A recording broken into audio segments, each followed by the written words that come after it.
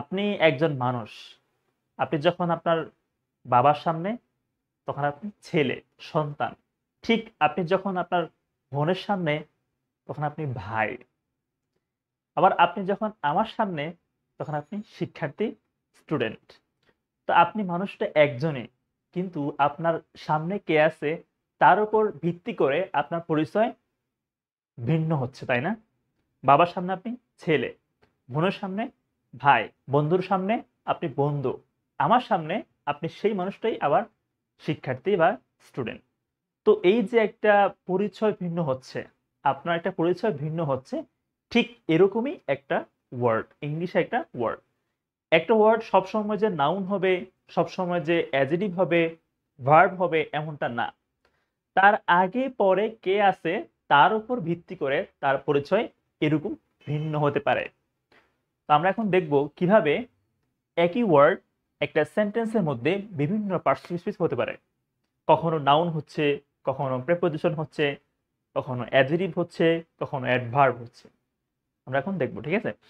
আচ্ছা, এখন দেখেন এখানে যে আমাদের এখানে 8টা এক্সাম্পল আছে, আমরা এগুলো প্র্যাকটিস করব। আর একটা কোয়েশ্চেন থাকবে। কোয়েশ্চেন হচ্ছে এইটা, শি ইটস ভেরি লিটল। সে খুব কম খায়। তো এই বাক্যের মধ্যে লিটল ওয়ার্ডটা কি হবে? অপশন হচ্ছে, এটা কি নাউন হবে, অ্যাডজেক্টিভ হবে, ভার্ব হবে, নাকি অ্যাডভার্ব হবে? কোনটা হবে কমেন্ট করে জানাবেন। আচ্ছা, এখন দেখেন আমাদের এখানে যে ফার্স্ট এক্সাম্পল দেখেন, প্লিজ কাম ইন। দয়া করে ভিতরে আসুন। তো এখন প্রশ্ন হচ্ছে এখানে ইন ওয়ার্ডটা কোন পার্টস? নর্মালি আমরা ভাবতে পারি এটা এখানে প্রেপোজিশন, তাই না? আমরা জানি in, on, at, with, by, এগুলো প্রেপোজিশন না? তো এটা খুবই নর্মাল, আমরা ভাববো এটা এখানে প্রেপোজিশন। কিন্তু না, এই ওয়ার্ডটা এখানে প্রেপোজিশন হবে না। আপনি দেখেন, প্রেপোজিশন একটা ওয়ার্ড তখনই হয় যখন ওই ওয়ার্ডটা একটা বাক্যের মধ্যে নাউন প্রোনাউনের সাথে অন্য কোনো ওয়ার্ডের একটা সম্পর্ক তৈরি করে। প্রেপোজিশনের পরে হয়তো নাউন থাকবে, নয়তো নাউন প্রেস থাকবে, অথবা প্রোনাউন থাকবে। এই ওয়ার্ডগুলোর সাথে অন্য কোনো ওয়ার্ডের একটা সম্পর্ক তৈরি করে, লাইক প্লেস অথবা টাইম, এরকম মিন করে প্রেপোজিশন গুলো। কিন্তু আপনি দেখেন এখানে এই ওয়ার্ডের পরে কোনো নাউন, নাউন প্রেস, প্রোনাউন কিছু আছে? নেই তো। এখানে প্লিজ কাম, এটা হচ্ছে একটা ইনট্রানজিটিভ ভার্ব। তো এখন দেখেন এখানে এই ইন ওয়ার্ডটা কি হবে? প্লিজ কাম, দয়া করে আসো। প্রশ্ন করি, কোথায়? কোথায় আসবো আমি? ইন, ভেতরে আসো। প্লিজ কাম ইন, দয়া করে ভেতরে আসো। কোথায় আসবো? ভেতরে আসবো। আমরা একটা বাক্যের মধ্যে ভার্বকে কখন, কোথায়, কিভাবে, কেন, এই ওয়ার্ডগুলো দিয়ে প্রশ্ন করলে যে অ্যান্সারটা পাই, ওইটা হচ্ছে অ্যাডভার্ব। তো এখানে ইন হবে একটা অ্যাডভার্ব, এইটা এখানে প্রিপোজিশন হবে না। কিন্তু আপনি দেখেন, যদি বলতাম যে আপনি দেখেন, যদি আমি বলতাম যে দয়া করে আমার বাড়িতে আসো, যদি এটা বলি, তাহলে please come to my house,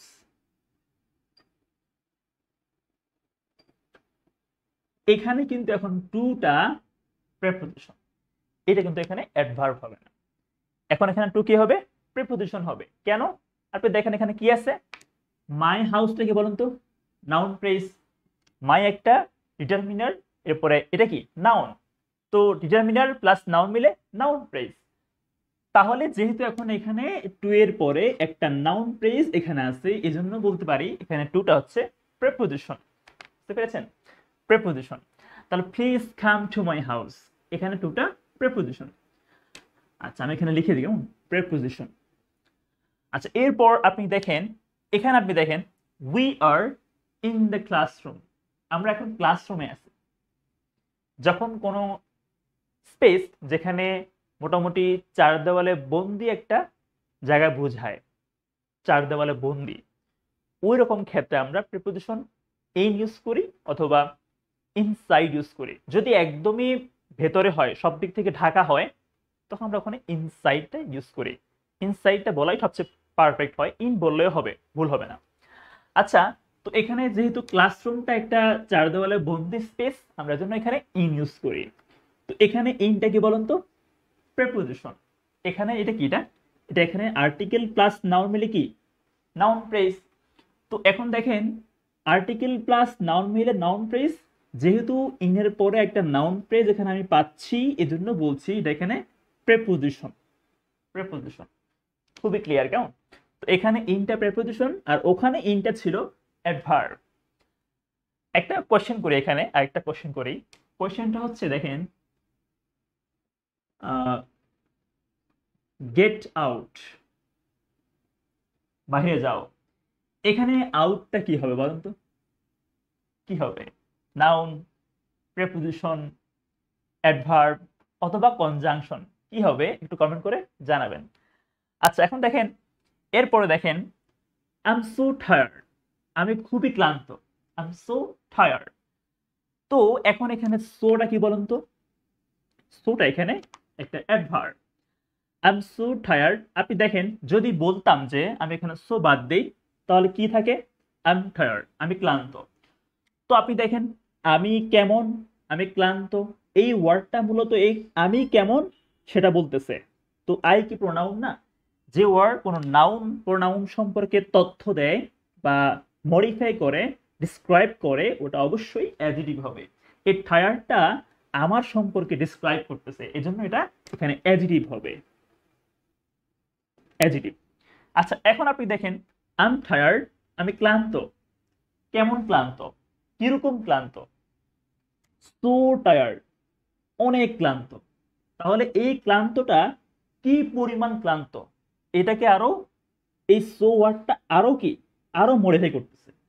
মানে এই টায়ারটা কতটুকু, এর পরিমাণ কেমন, কে বলতেছে?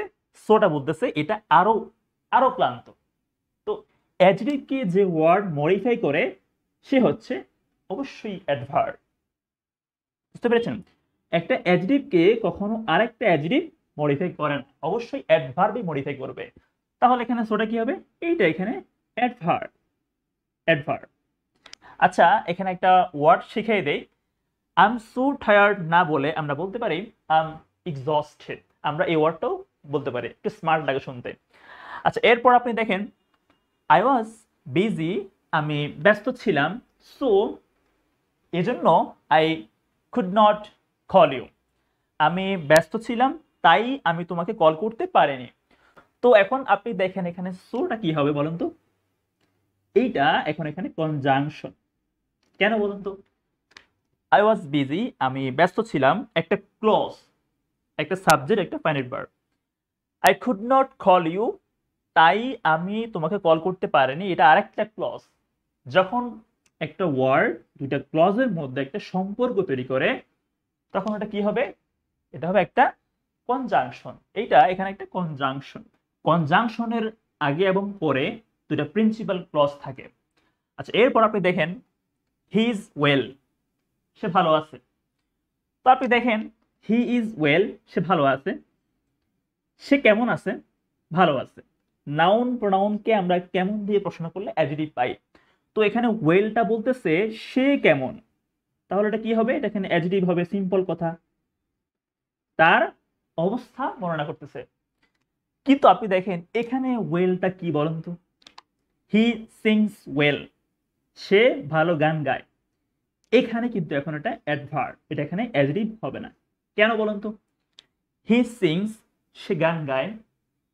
কিভাবে গান গায়, কিরকম গান গায়? ওয়েল, ভালো গান গায়। তাহলে এখানে এই ওয়ার্ডটা মূলত এই সিং ভার্বটাকে মডিফাই করতেছে। আপনি দেখেন এখানে ওয়েলটা মডিফাই করছিল হি কে, প্রোনাউনকে। নাউন প্রোনাউনকে মডিফাই করলে এটা অবশ্যই অ্যাডজেক্টিভ, কিন্তু ভার্বকে মডিফাই করলে ওটা অ্যাডজেক্টিভ হবে না, ওটা অ্যাডভার্বই হবে। তো ওয়েলটা বলতেছে এই গানের, মানে এই গান সে কিরকম গান গায়, তাহলে নিঃসন্দেহে এটা এখানে অ্যাডভার্ব। আপনাকে বুঝতে হবে একটা ওয়ার্ড কাকে মডিফাই করতেছে। আচ্ছা, এরপর আপনি দেখেন, শি কেম ডাউন, সে নিচে আসলো। শি কেম, সে আসলো, কোথায় আসলো? ডাউন নিচে আসলো। আমরা অনেকেই জানি ডাউন হচ্ছে একটা প্রেপোজিশন, কিন্তু এই বাক্যের মধ্যে ডাউনটা হচ্ছে অ্যাডভার্ব, এখানে প্রেপোজিশন হবে না। শি কেম ডাউন, সে কোথায় আসলো?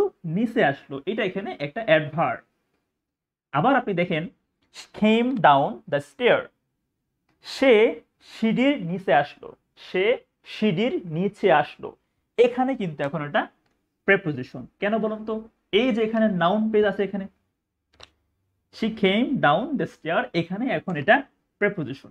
তাহলে আপনাকে বুঝতে হবে ওই ওয়ার্ডটা আসলে কার আগে পরে বসে কাকে মডিফাই করতেছে, এটা আপনাকে বুঝতে হবে। এইটা বুঝেই আপনাকে একটা ওয়ার্ডের পার্টস অফ স্পিচ নির্ধারণ করতে হবে। তো এই হচ্ছে আজকের ক্লাস। আপনারা একটা কোশ্চেন করছিলাম, এখানে লিটল ওয়ার্ডটা কি হবে আর এখানে এই আউট ওয়ার্ডটা কি হবে, কমেন্ট করে জানাবেন। So thank you for watching the class. দেখা হবে নেক্সট লেসনে। ভালো থাকবেন। আসসালামু আলাইকুম।